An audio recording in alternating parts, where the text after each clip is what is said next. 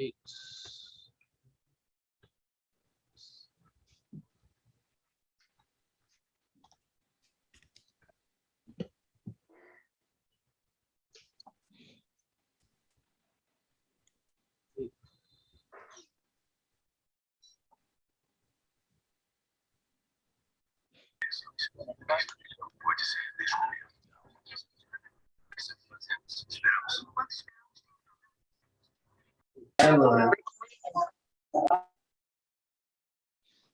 All right. Hello, everybody. Looks like we have a few people on. Welcome to another episode of Alumni Journeys. Here's part of the Swedish College Foundation. We do this episode once a month-ish, and we've been doing this for about a year. So welcome to what should be our final Alumni Journeys of 2021. And we're honored to have, I'm going to try to say his name perfectly right here, Fernando Justo, who is a Swedish College graduate. And we'll be talking to him today about his time at Swedish College, about his career afterwards, about his family. So we'll deep dive into that in a few seconds here. Just to introduce myself real quick, I'm Parimal. I'm your host.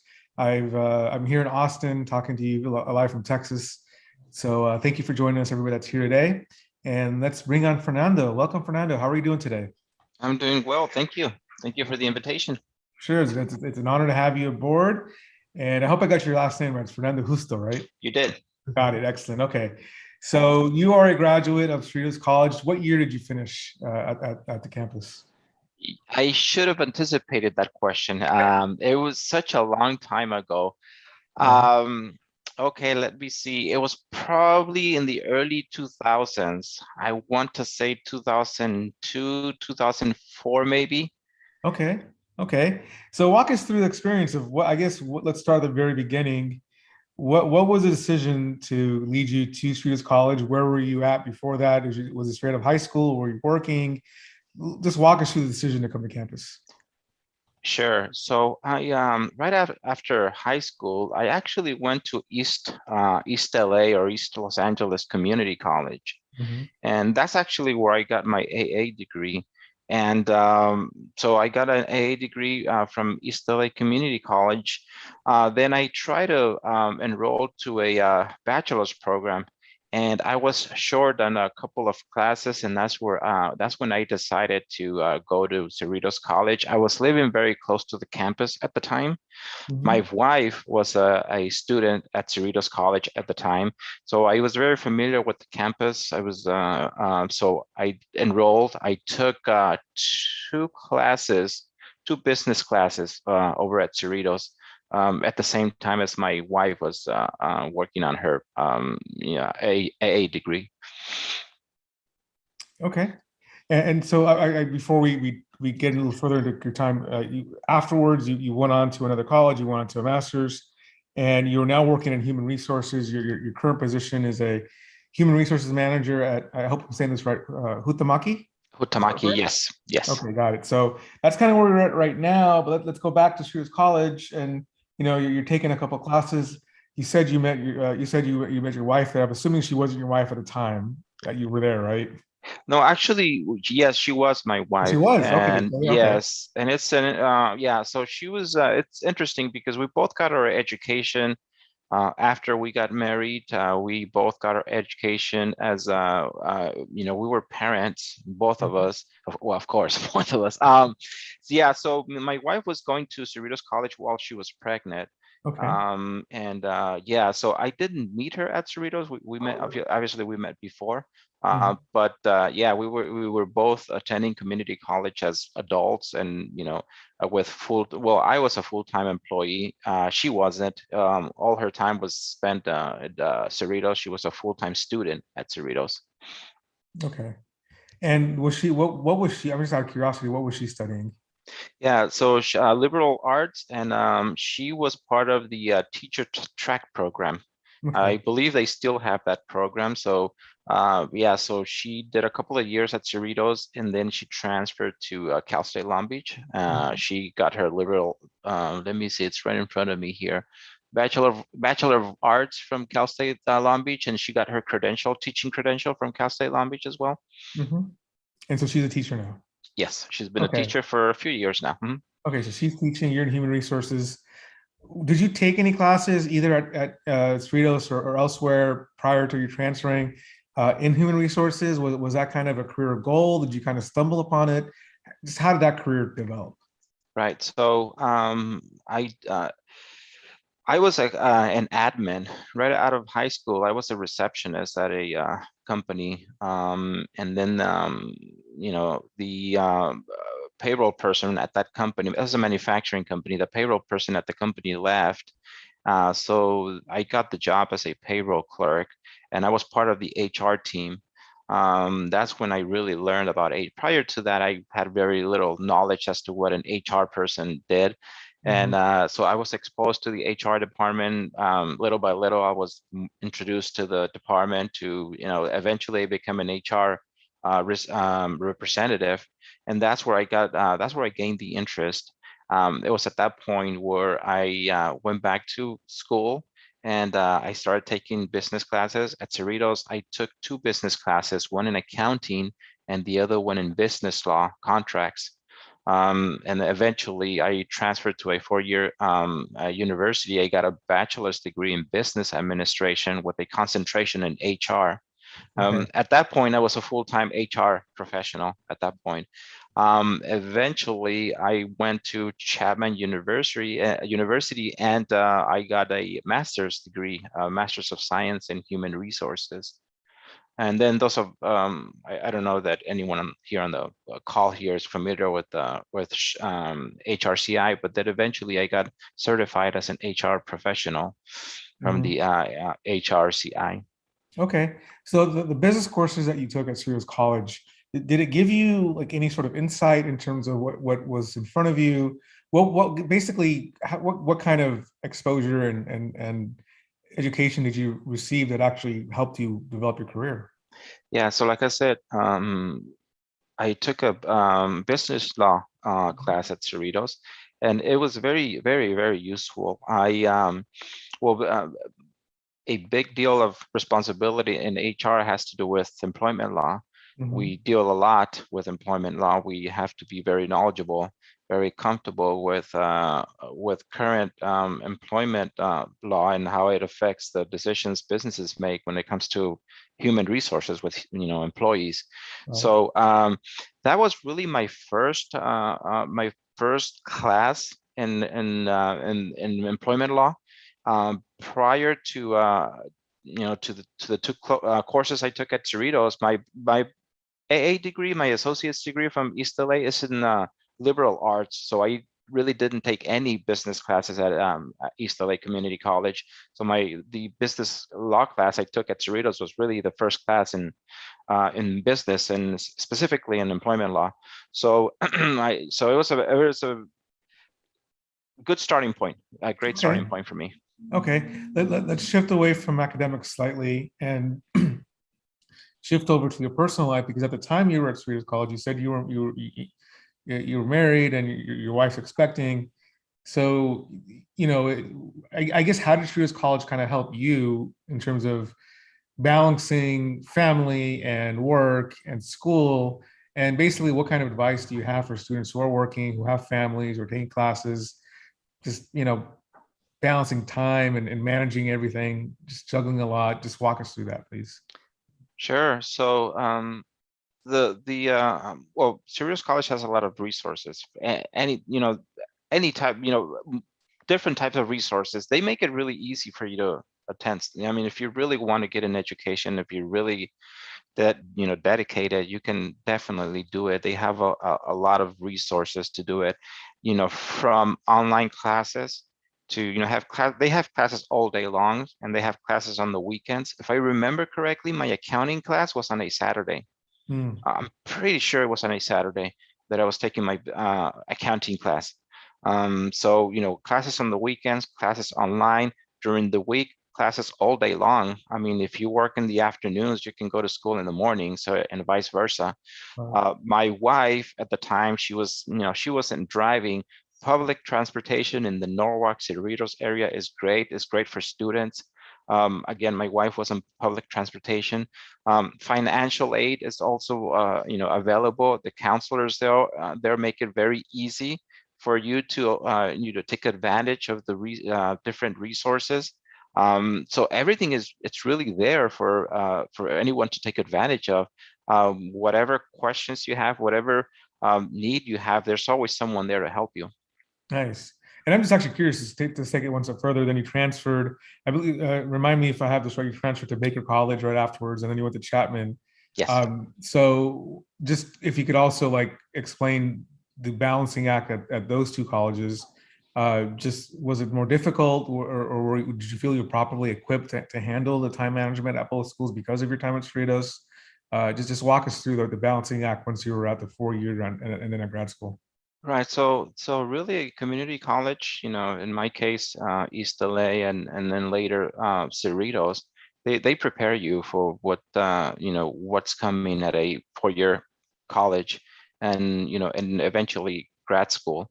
Both schools that I attended after Cerritos, they were both equipped with online classes.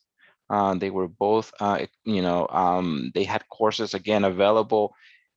In the case of Chapman, for example, they had online classes, and then they have different campuses where I could, take classes. So that was very convenient. I did take advantage of that. I went to 2 different campuses where I was taking classes. The experience at Cerritos, it's really a good solid preparation for for what's to come if students decide to further their education. Okay, cool. Let's talk about your career now a little bit.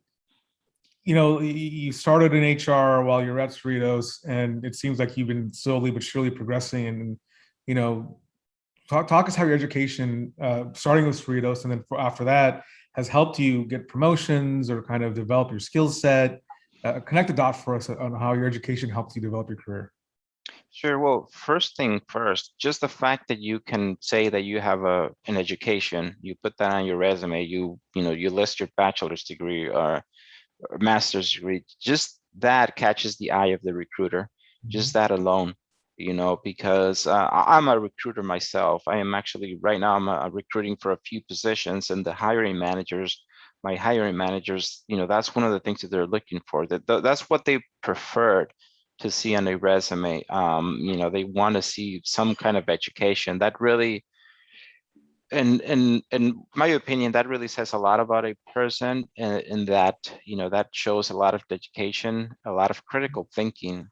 One thing that this is just my personal opinion, but one thing that I think that people that do not have an education don't have is the critical thinking part, or at least not like someone with a degree. There's a lot of critical thinking that you have to exercise when you're going through school, whether it's a community college or a 4 year university, and that's what hiring managers, recruiters are looking for. 4 year degree that stands out. And then also I've over the years, different companies that I've been in the past, employees that only have experience and do not have school, they struggle. For example, in certain areas they struggle. Like, for example, I remember a case of a very smart engineer, not a sales rep, that struggled with presentations. And a student usually don't struggle with presentations, because when you're in school, you do a lot of presentations. You feel very comfortable with PowerPoint. You feel very comfortable with the technology. And I remember her manager asking me to put her through some kind of training program, because she really struggled with presentations. She struggled with PowerPoint, and those things you get when you practice a lot of presentations. You practice a lot with PowerPoint when you're a student, because you do a lot of that. So those things you don't really get, if you don't go to college. I mean, you can take Microsoft classes and Google classes and get comfortable with that. But when you're in school, you practice a lot, and public speaking and presentations and that kind of thing. Got it. Okay. Can we spend a minute or two just quickly give us a quick background for people who don't know? Tell us about Huhtamaki. What does the company do? Where are they based out of? Where are they located? Just give us a quick primer on the company that you work at. Sure, they're in Europe, in Finland. That's the corporate headquarters. Mhm, Here in the U.S., the main office or the corporate in U.S., they're located in DeSoto. That's in Kansas, mhm, and it's a global company. The company has manufacturing plants all over the world, in all continents. South America, North America, obviously, Europe and Africa. So we're a global company, and we specialize in food packaging. That's what we do. Different plants specialize in different type of food packaging. For example, where I'm in LA, in East LA. We specialize in ice cream containers. mm, So you go to the grocery store, and pretty much any ice cream container that you will bump into in the ice cream area will probably be a Kurumaki container. got it. And that's what we do, made out of paperboard. Mhm, That's what we do, and we ship our containers to our customers, of course, the ice cream makers. mhm, Some of them are in Mexico, others are here in the US, and some are, for some reason, we have customers in Asia, so we ship our containers to Asia as well. mhm. Okay, cool. So now let's get back to your job. If you could get, it's kind of a two-parter. So what is your most interesting experience that you've had in HR? And do you also, if there's something separate, do you have a most memorable experience? So most interesting and most memorable experience working in HR? Yeah, so I deal with people. That's what I do. I work with people.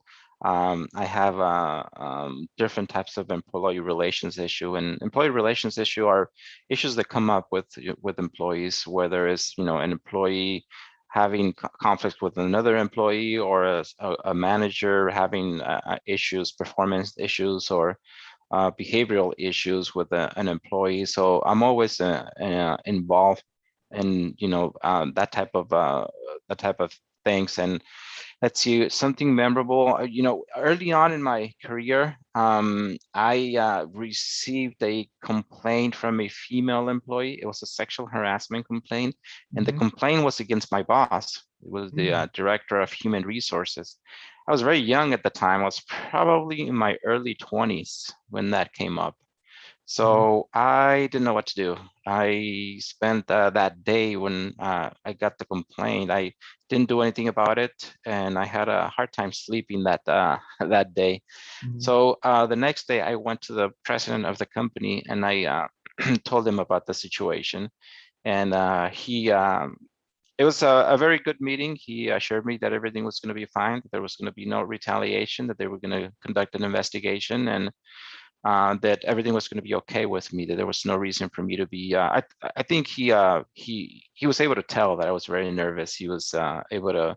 He noticed that I was really scared, and so he took it from there. He assured me everything was going to be fine with me and with my employment there, and he got the legal department involved, and they investigated the situation. They told my boss that he was not to talk to me about the issue, and otherwise there was going to be some kind of disciplinary action. So that's probably one of the most memorable things that has happened to me in my profession. mhm. Uh, that incident, again, very inexperienced, very young.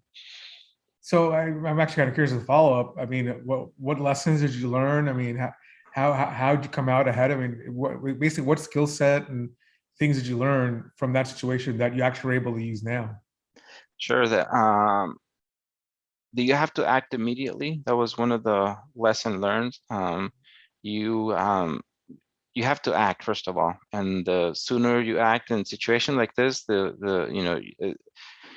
you can't drag your feet. You have to take action immediately, and that was one of the lesson learned. And I spoke with the attorney. She interviewed me, and she thanked me for having the courage to come forward with the complaint. And she told me how critical the timing of the investigation needed to be. So that was one of the lesson learned, and I was actually proud of myself that I was able to, step forward and do what I needed to do. Nice, nice. Well, Great to hear that. I mean, in terms, of course, the case was unfortunate, but to hear how you're able to handle it and take some lessons from that, that's really amazing. So I guess on a similar note, what would you say is, and this is more of a broader question, not specific to the situation, but I guess what would you say is the best quality for a person to have? I mean, in terms of pursuing a career in HR, are there certain traits that are necessary and required to kind of be in your position? You have to have a lot of respect for people, Mm. and you have, regardless of their background, regardless. I work with over the years, I work for different companies, and I worked at, for example, in Orange County. And in Orange County, my experience, Orange County, in my experience, there's more diversity because, and when the two companies that where I worked in Orange County, they had a lot of Asian population, Asian mixed with Hispanic. Mhm. Here in East LA, it's a little different because most of the population is Hispanic. I do have a handful of Asian employees, but Orange County, it was more of a mix when I was there. Mhm. And I think that a good HR professional, I think that overall in business, a good manager overall has to have a lot of respect for people, and regardless of their background. I think that's critical. If you as an HR professional or as a manager see the people differently because of whatever, that is a huge problem. Got it. Okay. I wanted to bring this back to Swedish College now and to you. You'd already mentioned how you were there with your wife and your wife was expecting. Um, is this the same child that ended up attending Swedish College also? Yes. Mhm. Okay. So tell us a little bit about I'm assuming it's your daughter? Yes, Brenda. Okay. So Mhm. Brenda, okay. Yeah, I think and Brenda's on the call as well, right? I think I convinced her to log in. So let me just text her she's next door, but let me just text her and see if she connected yet or not. But Yeah, yeah, I'm right here. okay, Brenda's here. there Hi, she is. Brenda. How There are she you? is. Hello, I'm good. How are you? Doing good. Are you at Swedish College now, or when were you on campus? I was on campus 2019 and Uh-huh. I just transferred. I'm going to Cal State Long Beach next semester. Nice. Well, congratulations on the transfer. Thank you. And so, I guess if you don't mind sharing, I'm sorry to put you on the spot, but if you don't mind sharing this for a minute or two, your experience at the college and just kind of, just tell us what it was like going to the same school that your parents went to. Yeah, so um it's very interesting.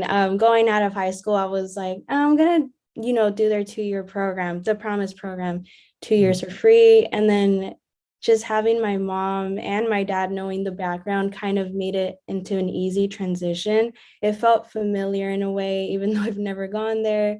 Um, and it was just very exciting because it was like, oh, that teacher's still there. I actually took a pre-cal class with a professor that my mom had Oh, back in the nice. day. So it was really nice. Nice, nice. So what are you studying, or what will you be studying at Cal State Long Beach? Psychology. Psychology. Nice. So Mhm. so dad's in human resources, mom's a teacher, and you're going to psychology. It's a nice diversification of careers here. Great. Yeah. If your parents were to come back to school and take a class or two, what advice would you give them? Um, Always read the syllabus. It's never changed since they Mhm. started. Mhm. Um, and to just give it their all. Times have changed dramatically, pandemic wise too. Mhm. It's a lot different than when they went. Um, and I feel like communications would be communication with your professor, having relationships with professional relationships with professors to keep you connected, to get an easier access to like internships, and all that would be advice I would give them. Nice, cool, Mm. cool. Well, congratulations on completing your work at Cerritos, and best of fortunes to you at Cal State Long Beach. Thank Uh, you. Fernando, you must be proud. I mean, not only do you and your wife, complete coursework at Cerritos College, but now your daughter's completed coursework, and it's all kind of come full circle for you, I'm assuming, right? Yeah, I am very proud, and it's very interesting how uh, the other day we were looking at pictures, and when my wife graduated from Cal State Long Beach, Brenda was probably 6 or 7 years old. Mhm. And we have family pictures of when she graduated from Cal State Long Beach and her years in Cerritos. And now to see that her, my daughter's following the same path is very interesting. It's emotional. Yeah, I could imagine. I mean, it's and and also just from my perspective, I mean, just seeing like this, you guys went there, you and your wife, and now your daughter. Just it just shows you like Swedish college is a place for everybody, and Right. if you make it can work for you, both academically, career wise, but also personally. I Mhm. mean, if you want to add to this, Fernando, but I'm sure you guys were able to bond and connect stronger just because you guys had similar experiences, right? Yeah, and I'll tell you, Cerritos is going to have a really special place in our hearts, all three of us, because we all went there at one point or another, and we had great experiences. Obviously, we both, my wife and I, had a great experience with Cerritos. Otherwise, we wouldn't have encouraged Brenda to go to Cerritos. I mean, we had other options. We had Fullerton is close to where we live too. Mhm. Even Long Beach, community colleges in Long Beach and Fullerton are both close to where we live. But we really believe in Cerritos. We really, we encouraged Brenda to go to Cerritos right after high school, and she did. And I want to say that she's happy that she did. And again, it was a great experience for us, and I think it's been a great experience for Brenda as well. Nice. So let's finish with one more question. What a brand new student is starting at Swedish college, and they want to pursue a career, something in that deals with people. It doesn't have to necessarily be human resources, but they're pursuing some sort of people connecting profession. What advice would give them to both go through school and then how to pursue a career? Yeah. So, like I said, you have to be good with people. You have to respect people.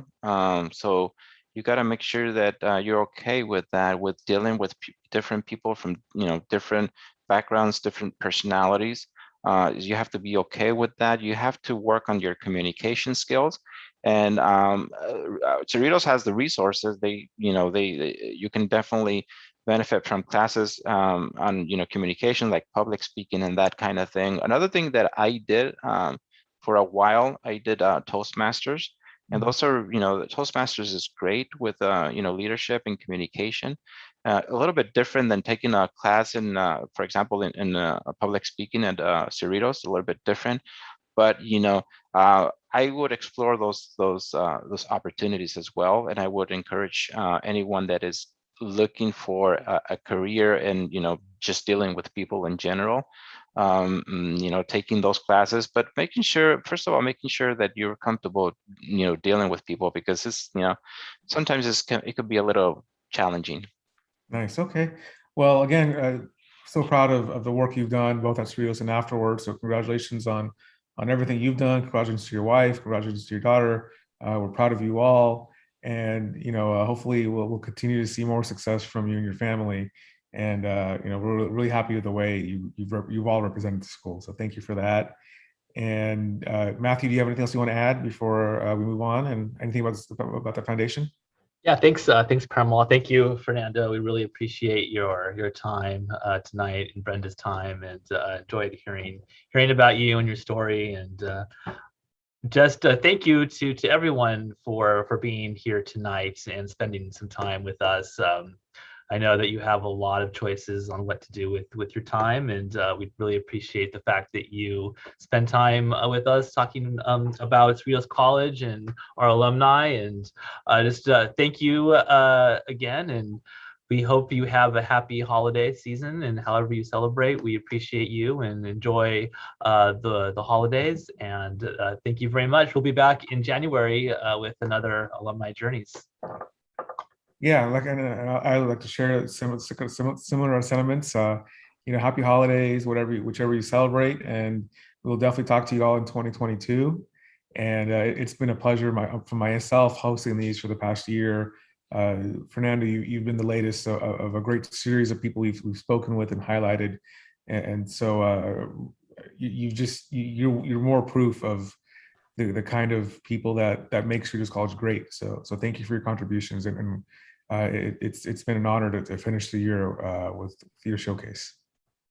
Thank you so much for the invitation and the opportunity, and thanks for everyone that's on the streaming here.